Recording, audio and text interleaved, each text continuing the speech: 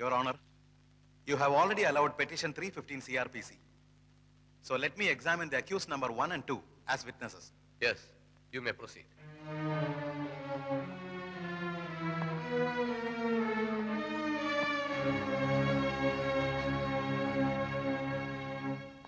നിങ്ങളും രണ്ടാം പ്രതി രാമകൃഷ്ണനും അന്യായക്കാരുടെ വീട്ടിൽ എന്തിനു പോയി?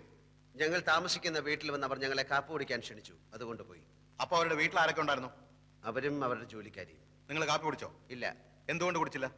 കുടിക്കാൻ തുടങ്ങുന്നതിന് മുമ്പ് പെട്ടെന്ന് ആ സ്ത്രീ ഒരു കത്തി എടുത്ത് അവരുടെ വെയിൻ കട്ട് ചെയ്ത് മരിക്കാൻ പോവുകയാണെന്ന് പറഞ്ഞു. ഞങ്ങൾ അവരെ തടയാൻ ശ്രമിച്ചു.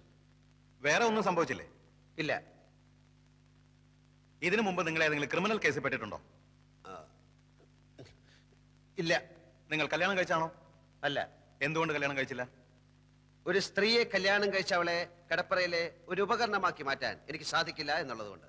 സ്ത്രീകളോടുള്ള നിങ്ങളുടെ മനോഭാവം എന്താണ്? സ്ത്രീ അമ്മയാണ്, ദൈവമാണ്. That's all, Your Honor.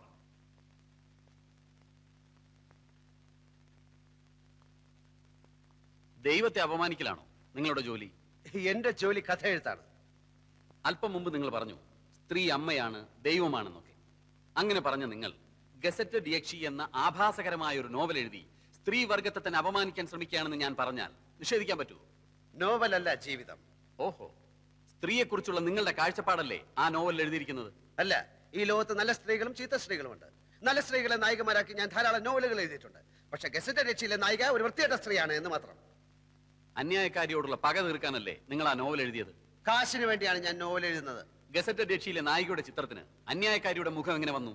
അത് ചിത്രം വരച്ച ആളോട് ചോദിക്കണം. നിങ്ങൾ മദ്യപിക്കാറുണ്ടോ? ആ, അത്യാവശ്യം. ഇതുവരെ ഒരു കേസിലും പ്രതിയായിട്ടില്ല എന്ന് നിങ്ങൾ പറഞ്ഞു.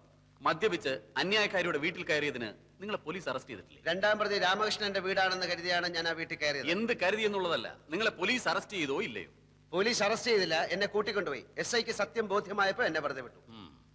ഈ സ്ത്രീകൾ തനിച്ച് താമസിക്കുന്ന വീട്ടിൽ കയറി ബ്രേക്ക്ഫാസ്റ്റ് കഴിക്കലാണോ നിങ്ങളുടെ ജോലി? ബ്രേക്ക്ഫാസ്റ്റ് കഴിക്കാൻ തോന്നുമ്പോൾ ആ വീട്ടിൽ സ്ത്രീകൾ തനിച്ചാണോ സംഘം ചേർന്നാണോ താമസിക്കുന്നത് എന്ന് ഞാൻ നോക്കാറില്ല. ഏത് സ്ത്രീ വിളിച്ചാലും നിങ്ങൾ ബ്രേക്ക്ഫാസ്റ്റ് കഴിക്കാൻ പോവോ? ബ്രേക്ക്ഫാസ്റ്റ് മാത്രമല്ല, ലഞ്ചും സപ്പറും ഒക്കെ കഴിക്കാൻ പോകും. വർഷങ്ങളായി മനസ്സിൽ കൊണ്ടു നടന്ന അന്യായക്കാരിയോടുള്ള പക തീർക്കാൻ വേണ്ടിയാണ് നിങ്ങൾ അവരെ മാനഭംഗം ചെയ്യാൻ ശ്രമിച്ചതെന്ന് ഞാൻ പറഞ്ഞാൽ നിഷേധിക്കാൻ കഴിയൂ? കഴിയും. ഞാൻ ഈ സ്ത്രീയെ ആദ്യമായി കാണുന്നത് തന്നെ ഏതാനും ദിവസങ്ങൾക്ക് മുൻപാണ്. ഓഹോ, സ്ത്രീയെ കിടപ്പറയിൽ വെറും ഒരു ഉപകരണമാക്കി മാറ്റാൻ സാധിക്കാത്തതുകൊണ്ടാണ് നിങ്ങൾ കല്യാണം കഴിക്കാത്തതെന്ന് ഇവിടെ പറഞ്ഞു. അതെ. നിങ്ങളുടെ അച്ഛന്റെ പേര് കൃഷ്ണമേനോൻ. അതെ. അമ്മ ലക്ഷ്മിക്കുട്ടി അമ്മ. അതെ. ഇതാരുടെ കല്യാണക്കത്താണ്? ഇതാരുടെ കല്യാണക്കത്താണെന്നാ ചോദിച്ചത്. പറയൂ. എന്റെ കല്യാണക്കത്താണ്. എന്ന് വെച്ചാൽ സ്ത്രീയെ കിടപ്പറയിലെ ഉപകരണമാക്കി മാറ്റാൻ ഇഷ്ടമില്ലാത്ത നിങ്ങളുടെ വിവാഹ ക്ഷണപത്രം. നിങ്ങളുടെ ഭാര്യ ഇപ്പൊ എവിടെ?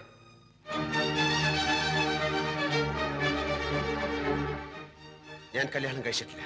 കഴിച്ചിട്ടില്ലേ? അപ്പൊ കല്യാണം കഴിക്കാതെ ചുമ്മാ കല്യാണക്കത്തടിച്ച് വിതരണം ചെയ്യലാണോ നിങ്ങളുടെ ഹോബി? മറുപടി പറയൂ. അന്ന് അങ്ങനെ സംഭവിച്ചു. എന്താണ് സംഭവിച്ചതെന്ന് ഞാൻ പറയാം. കല്യാണം ഉറപ്പിച്ചു, കല്യാണക്കത്തടിച്ചു, ആളുകളെ ക്ഷണിച്ചു. കല്യാണ തീയതി അടുത്തപ്പോഴാണ് വധു അറിയുന്നത് നിങ്ങൾ ഒരു ആഭാസനാണ്. അങ്ങനെ ആ പെൺകുട്ടി കല്യാണത്തിന് വിസമ്മതിച്ചു. അതല്ലേ സത്യം? അല്ല. ആണെന്ന് ഞാൻ പറയുന്നു. അന്നു മുതൽ ആ പെൺകുട്ടിയോട് നിങ്ങൾക്ക് തീർത്താൽ തീരാത്ത പകയായി. അന്നത്തെ ആ പെൺകുട്ടിയാണ് ഈ കേസിൽ അന്യായക്കാരി പ്രിയദർശിനി എന്ന് ഞാൻ പറഞ്ഞാൽ നിങ്ങൾക്ക് നിഷേധിക്കാൻ കഴിയും?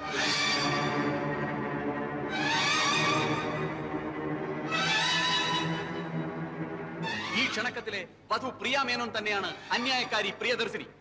വരൻ വിദ്യാസാഗർ തന്നെയാണ് ഇപ്പോഴത്തെ ഈ novelist Sagar Kottappuram. Your honour, അന്ന് തന്നെ നിഷേധിച്ച പെൺകുട്ടിയോടുള്ള മുൻ വൈരാഗ്യം തീർക്കാൻ വർഷങ്ങളായി അവസരം തേടി നടന്ന പ്രതി ഒടുവിൽ ഈ കിട്ടിയ സന്ദർഭം ഇവിടെ ഉപയോഗപ്പെടുത്തുകയായിരുന്നു എന്നുള്ളതാണ് സത്യം. That's all your owner.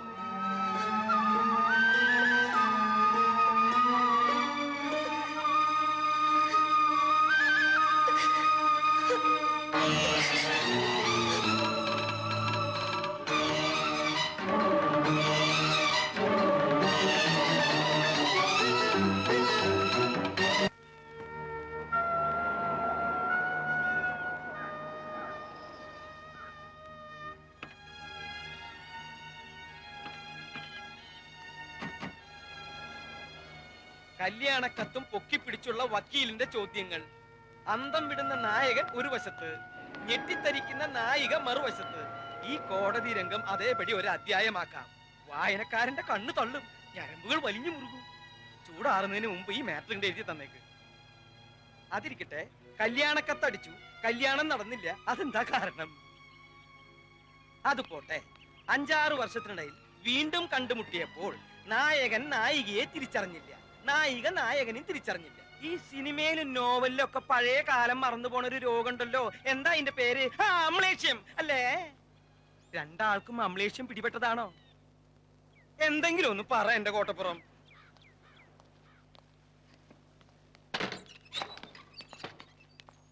ഇപ്പൊ തന്നെ എഴുതി തന്നാ ഇപ്പൊ തന്നെ കമ്പോസിങ്ങിന് കൊടുക്കാം. നായകനും നായികയ്ക്കും അമ്ലേഷ്യം വേണ്ട, വായനക്കാര് വിശ്വസിക്കില്ല. ഒരാൾക്ക് മതി അമ്ലേഷ്യം. ഗസറ്റഡ് എച്ചി അധ്യായം 6 അമ്ലേഷ്യം എന്ന ടൈറ്റിലും കൊടുക്കാം. കഴിഞ്ഞ ലക്കത്ത് കഥ എവിടെയാ നിൽക്കുന്നതെന്ന് അറിയോ? എവിടെ നിർത്തിയിരിക്കണേ? ആ അതറിയാതെ ചുമ്മാ അമലേഷ്യം അമലേഷ്യം എന്ന് പുലമ്പിയിട്ട് കാര്യമില്ല. അമലേഷ്യം അങ്ങനെ ഒരു വാക്കില്ല. പിന്നെ ഈ മറവി രോഗത്തിന്റെ പേരെന്താന്ന്? അതൊന്നും അല്ല ഇവിടുത്തെ പ്രശ്നം. സാഹിത്യകാരൻ ജയദേവനെ അനിത വശത്താക്കി ദിലീപും ജയദേവനും ഈ പ്രശ്നത്തിൽ പൊരിഞ്ഞ അടി നടന്നു. ദിലീപ് മരിച്ചു, ജയദേവൻ ഒളിവിൽ പോയി.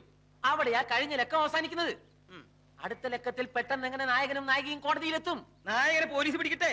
എന്നിട്ട് നായകൻ പോലീസിനോട് പറയുന്നു നായികയുടെ പ്രേരണ മൂലമാണ് താൻ ദിലീപിനെ കൊന്നതെന്ന്. അപ്പൊ നായികയും പോലീസ് പിടിക്കും. അങ്ങനെ നായകനും നായികയും കോടതിയിൽ മുഖാമുഖം നിൽക്കും. വക്കീൽ ചോദ്യങ്ങൾ ചോദിക്കും. പെട്ടെന്നാണ് കഥയിൽ ട്വിസ്റ്റ് വരുന്നത്. അവർ പണ്ടെന്നോ കല്യാണക്കത്തടിച്ചിട്ടും കല്യാണം കഴിക്കാത്തവർ. അമ്ലേഷ്യം. എന്താ കുഴപ്പം? സാറിന്റെ അത്രയും മണ്ടന്മാരല്ല ഇവിടുത്തെ വായനക്കാര്. വായനക്കാർക്ക് അമ്ലേഷം പിടിപെട്ടാലും മതിയല്ലോ. എല്ലാം കോട്ടപ്പുറം തീരുമാനിച്ചോളൂ. പക്ഷെ എന്തെഴുതിയാലും വായനക്കാരന്റെ കണ്ണ് തള്ളണം, ഞരമ്പ് വലിഞ്ഞു മുറുകണം. ഒന്ന് എഴുതി തരൂന്നേ. ഒന്നിങ്ങോട്ട് വന്നേ. എന്തിനാ? അല്ല, ഒന്നിങ്ങോട്ട് വരൂ. കസേര എവിടെ ഇരുന്നോട്ടെ. ആയിരുന്നോട്ടെ. ദേ വരുന്നുട്ടോ കോട്ടപ്പുറം. അമ്ലേഷ്യം. ഇയാൾ എവിടുത്തുകാരനാണോ? ചങ്ക് പൊട്ടി നിൽക്കുന്ന ഒരു മനുഷ്യനോട് ഇങ്ങനെയാണോ സംസാരിക്കുന്നത്? കോടതി രംഗം കഥയാക്കണത്രേ. കോടതിയിൽ കണ്ടത് അയാളുടെ ജീവിതമാണ്. അത് തന്റെ അളിഞ്ഞ വാരികയിൽ എഴുതാനുള്ളതല്ല. അളിഞ്ഞ വാരികയോ മഞ്ചാടിയോ? എന്നെ പറഞ്ഞാൽ ഞാൻ സഹിക്കും. വാരികയെ പറ്റി പറഞ്ഞാലുണ്ടല്ലോ. ഇറങ്ങി പോടോ, ഒച്ച വെക്കാതെ. എന്നോട് ഇറങ്ങി പോവാനോ? താൻ ഇറങ്ങണോ ആദ്യം? ഞാനാ ഈ മുറിക്ക് വാടക കൊടുക്കണേ, അല്ല തന്റെ അപ്പാപ്പനെ. നമ്മൾ തമ്മിലുള്ള മുൻപരിചയമൊക്കെ ഞാൻ മറന്നുപോയി. കാരണം എനിക്ക് അമ്നേസിയാണ്. നമ്മൾ തമ്മിലുള്ള ധാരണ അനുസരിച്ച് കേസിൽ അനുകൂലമായ വിധി നേടിയെടുക്കുക എന്നുള്ളതായിരുന്നു ആവശ്യം. അതിന് വേണ്ടുന്നതേ ഞാൻ ചെയ്തുള്ളൂ. ഒരു കാര്യം മാത്രമേ എനിക്കറിയണ്ടൂ. എന്തുകൊണ്ട് ഈ വിവരം നേരത്തെ എന്നോട് പറഞ്ഞില്ല? പറഞ്ഞതുകൊണ്ട് കേസിന് പ്രത്യേകിച്ച് എന്തെങ്കിലും ഗുണം ഉണ്ടാവുമെന്ന് എനിക്ക് തോന്നിയില്ല. മാത്രമല്ല, ഞാൻ മറ്റൊരു രീതിയിലാണ് ചിന്തിച്ചത്. അയാളുമായിട്ടുള്ള ഈ പൂർവ്വബന്ധം ഞാനുമായി ഡിസ്കസ് ചെയ്യാൻ പ്രിയക്ക് താല്പര്യമില്ലെന്ന് എനിക്ക് തോന്നി. വിവാഹം നിശ്ചയിച്ചിട്ടും പ്രിയ അയാളെ അറിയുമായിരുന്നില്ലെന്ന കാര്യം ഞാൻ ഊഹിച്ചതേയില്ല. പ്രിയയെ അയാൾക്കും അറിയാമായിരുന്നില്ലേ? നമുക്ക് പിന്നീട് സംസാരിക്കാം.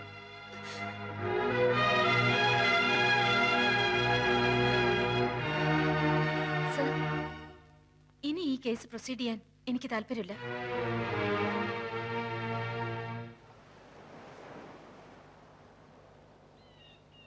എന്റെ ദൈവമേ.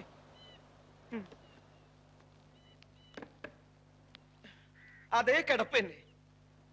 എഴുതാനുള്ള ഒരു നീക്കവും കാണുന്നില്ല. എന്നെ വേണമെങ്കിൽ ഒന്നും കൂടി തല്ലിക്കോ. എന്റെ സങ്കടം ഞാൻ പിന്നെ ആരോടാ പറയാ? എഴുന്നേൽക്ക കുടിക്കുക കെടുക്കുക, എഴുന്നേൽക്ക കുടിക്കുക കെടുക്കുക. സ്കോച്ച് വേണമെന്ന് പറഞ്ഞപ്പോ അതും വാങ്ങിച്ചു കൊടുത്തു. രൂപ എത്രയാ പൊടിച്ചത്? താസിൽദാർ സാറിന് അറിയോ? ഈ നാട്ടിൽ വേറെ എഴുത്തുകാരില്ലഞ്ഞിട്ടല്ല. MT വാസുദേവൻ നായരും മഞ്ചാടിക്ക് ഒരു നോവൽ എഴുതി തരാന്ന് പറഞ്ഞിട്ട്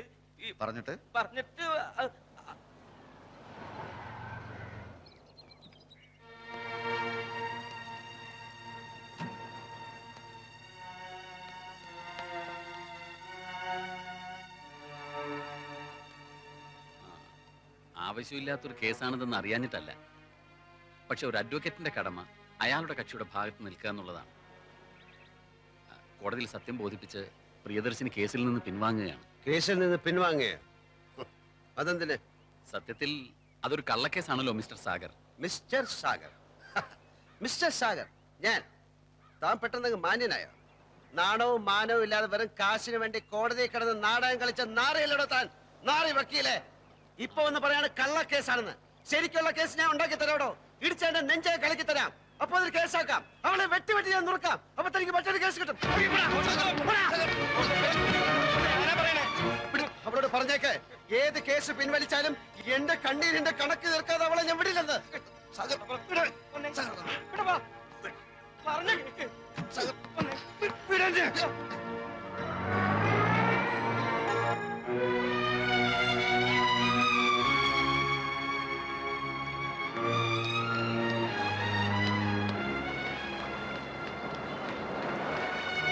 കോട്ടപ്പുറം കോട്ടപ്പുറം നിക്ക്, ആത്മഹത്യ ചെയ്യരുത്. അതിന് മാത്രം ഇവിടെ ഒന്നും സംഭവിച്ചിട്ടില്ല. ആത്മഹത്യയോ? വിടറോ. സ്വസ്ഥമായിട്ടൊന്ന് ആലോചിക്കാനും സമ്മതിക്കില്ല. അതല്ല, പെട്ടെന്നൊന്നും മിണ്ടാതെ ഇങ്ങോട്ട് പോന്നപ്പോ. അത് പോട്ടെ, ഇപ്പൊ ആലോചിച്ച എന്താ? കഥയാണോ? ഈ കാണുന്നത് എന്താണ്? ഇത് കടലല്ലേ? അല്ലേ? ഈ കടലിന്റെ അക്കരെ എന്താണ്? കടലിനക്കരെ അക്കരെ കരയായിരിക്കും അല്ലേ? ഈ അറബിക്കടൽ കടന്നു നിന്നാൽ എത്തുന്നത് എവിടാണ്? ഗൾഫിൽ. ഗൾഫിലല്ലേ? അതെ, ഗൾഫ്. ഗൾഫ്.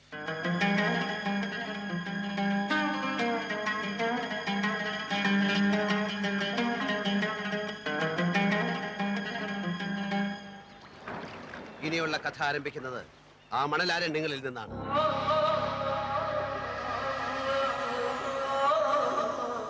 അത് പക്ഷേ ഇതുവരെ എഴുതിയ കള്ളക്കഥയല്ല, യഥാർത്ഥ കഥ, എന്റെ ജീവിതം. ഇനി ഞാൻ എഴുതുന്നത് എന്റെ തന്നെ ജീവിത കഥയാണ്. ഗസറ്റ് അഡേക്ഷിയും ജയദേവൻ എന്ന എഴുത്തുകാരനും ഇനി പ്രിയദർശിനിയും സാഗർ കോട്ടപ്പുറവുമായി ഇവിടെ പുനർജനിക്കുന്നു.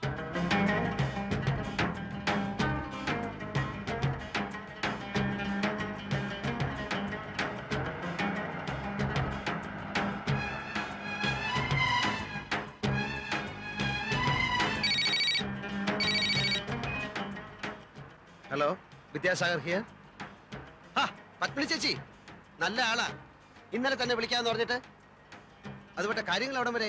ആ, ഞാനും മോനേട്ടനും കൂടി പോയി കണ്ടു. നല്ല ഒതുക്കവും വിനയവും, വെളുത്ത് മെലിഞ്ഞ് നല്ല ഭംഗിയുള്ള ചിരിയും. ഒറ്റ നോട്ടത്തിൽ തന്നെ എനിക്ക് മോനേട്ടനും കുട്ടിയെ നന്നായി ബോധിച്ചു. മോഹനേട്ടന്റെ കാര്യം വിടൂ. പത്മിനി ചേച്ചിക്ക് ഇഷ്ടപ്പെട്ടല്ലോ, അത് മതി. എന്റെ കാഴ്ചപ്പാടും സൗന്ദര്യ സങ്കല്പവും ഒക്കെ എന്നേക്കാൾ അറിയാവുന്നത് ചേച്ചിക്കല്ലേ. എന്നാലും നിനക്കും കൂടി ഇഷ്ടപ്പെടണമല്ലോ. പറ്റുമെങ്കിൽ ഒരു 3-4 ദിവസത്തേക്ക് വന്നിട്ട് പോയിക്കൂടെ നിനക്ക്? ഇപ്പൊ വന്നാ കല്യാണത്തിന് വരാൻ അറബാബ് ലീവ് തരില്ല. അപ്പൊ പിന്നെ ഒരു താലി പാഴ്സൽ അയച്ച് തരേണ്ടി വരും ഞാൻ. ഒക്കെ ചേച്ചിയും മോഹനേട്ടനും കൂടെ അങ്ങോട്ട് തീരുമാനിച്ചാ മതി. ഏതായാലും കുട്ടിയുടെ ഫോട്ടോ ഞാൻ കൊടുത്തയച്ചിട്ടുണ്ട്. എപ്പോ കൊടുത്തയച്ചു? ആരുടെ കൊടുത്തയച്ചു? എന്ന് കൊടുത്തയച്ചു? കിടന്ന് ചാടാതെ. നിന്റെ കൂട്ടുകാരൻ സൈനുദ്ദീന്റെ സിസ്റ്റർ സോണിയ അല്ലേ? അവളും ഹസ്ബൻഡും കൂടി യാത്ര പറയാൻ വന്നിരുന്നു മെനിഞ്ഞാന്ന് രാത്രിയില്. കയ്യോട് കൊടുത്തയച്ചിട്ടുണ്ട്. ഫോട്ടോ ഇപ്പൊ സൈനുദ്ദീന്റെ കൈ കിട്ടിക്കാണല്ലോ. അവൻ പറഞ്ഞില്ലേ? അവൻ പറഞ്ഞില്ല. കള്ള നമുക്ക് മറന്നു കാണും.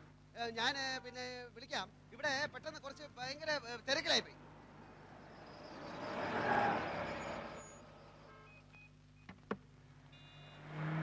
Hello, Malabar garments. ആര്? വിദ്യാർത്ഥനോ? ആ, ചൈനക്കുണ്ടല്ലോ, കൊടുക്കാം. ഇക്കാ ഫോൺ. അതോ മര്യാദയ്ക്ക് അടുക്കി വെക്കാൻ പറഞ്ഞ കേൾക്കൂല. ഫോൺ. എന്ത് ഫോണ്? നീ ഇതൊന്ന് ശരിക്കും അടുക്കി വെക്കാദ്യം. ഏതാ ഫോൺ? വിദ്യാർത്ഥന. എന്താണ് മോനെ കുട്ട, സുഖം തന്നെയോ? അടിച്ച് നിന്റെ കണ്ണിയാൻ പൊട്ടിക്കും. എടാ, ഞാൻ കെട്ടാൻ പോകുന്ന പെണ്ണിന്റെ ഫോട്ടോ നിന്റെ കൈ കിട്ടിയിട്ട് നീ എന്താ എനിക്ക് തരാത്തത്? തരാത്തത് വേറൊന്നും കൊണ്ടല്ല മോനെ, ഓളെ ഫോട്ടോ കണ്ടിട്ട് എനിക്ക് കൊതി തീരുന്നില്ല.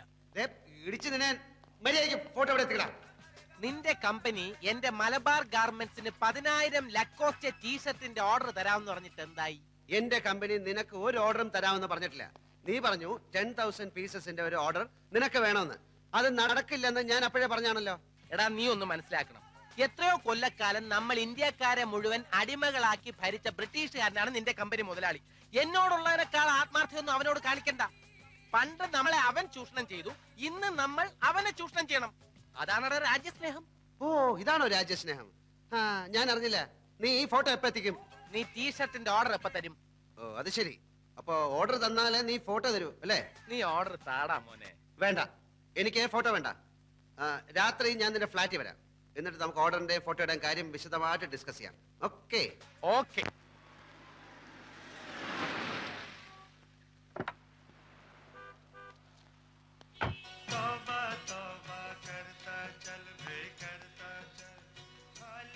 എന്റെ അല്ലോ, രാത്രി ഫ്ലാറ്റിൽ വരാമെന്ന് ഞാൻ പറഞ്ഞില്ലായിരുന്നെങ്കിൽ നിന്നെ ഇപ്പൊ ഇങ്ങനെ കൈയോടെ പിടികൂടാൻ സാധിക്കില്ലായിരുന്നു.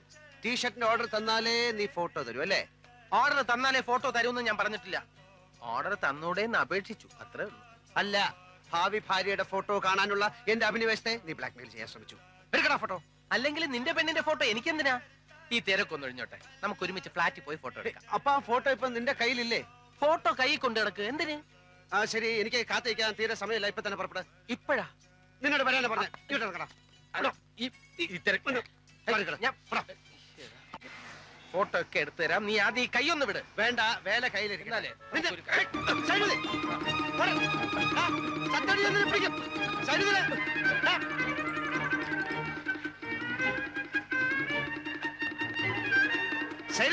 അവിടെ നിൽക്കാൻ. അങ്ങനെ നിക്കണ്ട മോനെ.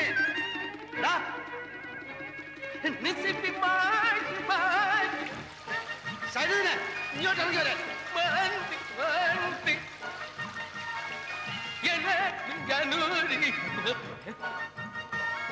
ഇവിടെ വരാൻ. എന്നെ ഓടിക്കരുത്. 1500 മീറ്ററിൽ കോളേജ് ചാമ്പ്യനാ ഞാൻ. ഫോട്ടോ എന്റെ കയ്യിൽ തന്നെ ഉണ്ട്. ടീഷർട്ടിന്റെ ഓർഡർ തരാതെ ഞാൻ ഇത് തരുന്ന പ്രശ്നമില്ല. പട്ടി.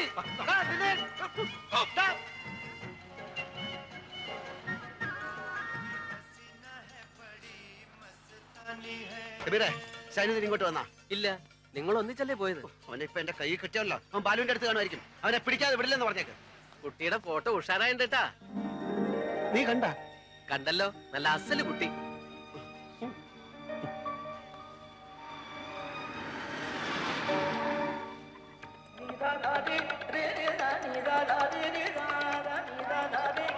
ബാലു, ബാലു. സൈനുദ്ദീൻ ഇങ്ങോട്ട് വന്നാ? കടലില്ലേ? ഇല്ല. എങ്കിൽ ചിലപ്പോ ജെയിംസിന്റെ അടുത്താണ്. ശരി. ആ സഹർ, കുട്ടിയുടെ ഫോട്ടോ ഉണ്ടോട്ടോ, കലക്കിയിട്ടുണ്ട്.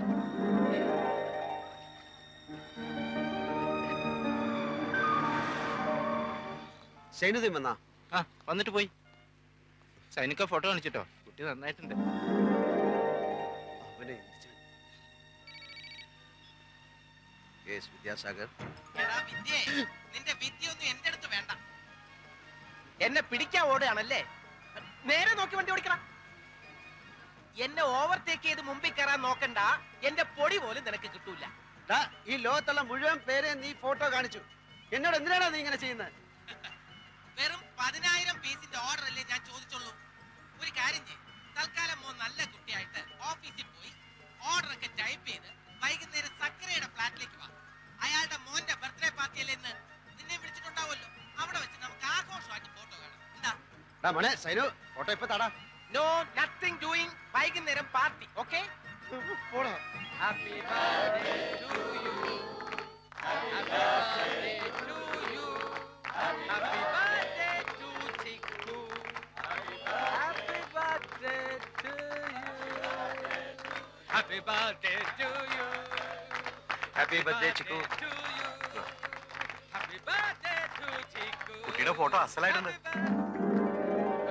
ലേഡീസ് ആൻഡ് ജെന്റിൽമെൻ, എല്ലാരും ഇങ്ങോട്ടൊന്ന് ശ്രദ്ധിക്കൂ. സക്കറിയ ദമ്പതികളുടെ മകൻ ചിക്കുവിന്റെ ജന്മദിനം ആഘോഷിക്കാനാണല്ലോ നമ്മൾ ഇവിടെ ഒത്തുകൂടിയിരിക്കുന്നത്. നമ്മൾ മലയാളികൾ ഇതേപോലുള്ള ആഘോഷങ്ങളിൽ ഒന്നിച്ചു കൂടും, വെടി പറയും, ഭക്ഷണം കഴിക്കും, പിരിഞ്ഞു പോകും. അതോടെ തീർന്നു. നമ്മൾ മലയാളികൾക്ക് ഒത്തൊരുമയില്ല. പരസ്പര സഹകരണം എന്ന വാക്ക് നമ്മുടെ നിഘണ്ടുവിലേ ഇല്ല. അങ്ങോട്ടും ഇങ്ങോട്ടും നമ്മൾ ഒരു സഹായവും ചെയ്യില്ല. ഞാനിത് പറയാൻ കാരണം വിദ്യാസാഗർ നമ്മുടെയൊക്കെ കൂട്ടുകാരനാണ്.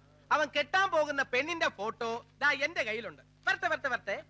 അവന്റെ കമ്പനി എനിക്ക് കുറച്ച് ടീഷർട്ടിന്റെ ഓർഡർ തന്നാലേ ഈ ഫോട്ടോ ഞാൻ അവന് കൊടുക്കൂന്ന് പറഞ്ഞിട്ടുണ്ട്. നിങ്ങൾക്കറിയാം അവൻ എന്നെക്കാൾ ആരോഗ്യമുള്ളവനാണ്. അതുകൊണ്ട് ഈ ജിങ്കാന ഒരു ആക്രമണത്തിന് മുതിരുകയാണെങ്കിൽ നിങ്ങൾ എല്ലാവരും ചേർന്ന് എന്നെ രക്ഷിക്കണമെന്ന് അഭ്യർത്ഥിക്കാണ്. വന്ന് എന്റെ ചുറ്റും നിൽക്കൂ പ്ലീസ്. അവൻ ആക്രമണത്തിന് മുതിർന്നു കഴിഞ്ഞു. എല്ലാവരും എന്നെ രക്ഷിക്കാൻ തയ്യാറെടുത്തോളൂ. നീ ഫോട്ടോ എടുക്ക. ഓർഡർ എടുക്ക്. നീ ഫോട്ടോ എടുക്കടാ. ഓർഡർ എടുക്കാൻ. ഫോട്ടോ ഓർഡർ എടുക്ക്. ഫോട്ടോ തന്നാലേ ഓർഡർ തരൂ, അല്ലെങ്കിൽ നീ ഇനി എന്നെ ബ്ലാക്ക്മെയിൽ ചെയ്യും. ആ കവറിനുള്ളിൽ ഓർഡർ ആണെന്ന് അറിഞ്ഞാലേ ഫോട്ടോ തരൂ. നിനക്ക് എന്നെ വിശ്വാസമില്ലേ? ഇല്ല. വിശ്വാസമില്ല? എടാ, ഒരു സുഹൃത്ത് മറ്റൊരു സുഹൃത്തിനെ വിശ്വസിക്കണം. ഓർഡർ തരാത്ത കൂട്ടുകാരന്മാരെ വിശ്വസിക്കാൻ പാടില്ല.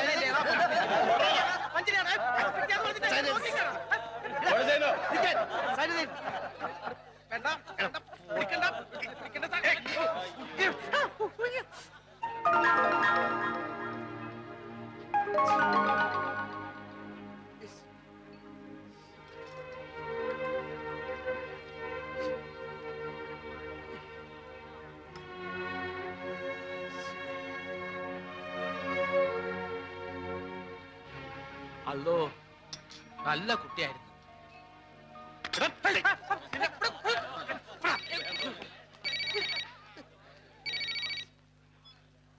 ഹലോ. ആ ചേച്ചി, ചേച്ചി കറക്റ്റ് സമയത്താ ചേച്ചി വിളിച്ച്. ചേച്ചി കൊടുത്തയച്ച ഫോട്ടോ കിട്ടി, വളരെ നന്നായിട്ടുണ്ട്. അവളിപ്പോ ചിക്കൻ മസാല കിടന്ന് വെന്ത് തിളച്ച് നല്ല പരുവായിട്ടുണ്ട്. അവളിനി കല്യാണം കഴിക്കാൻ കൊള്ളത്തില്ല, കഴിക്കാനേ കൊള്ളാവൂ.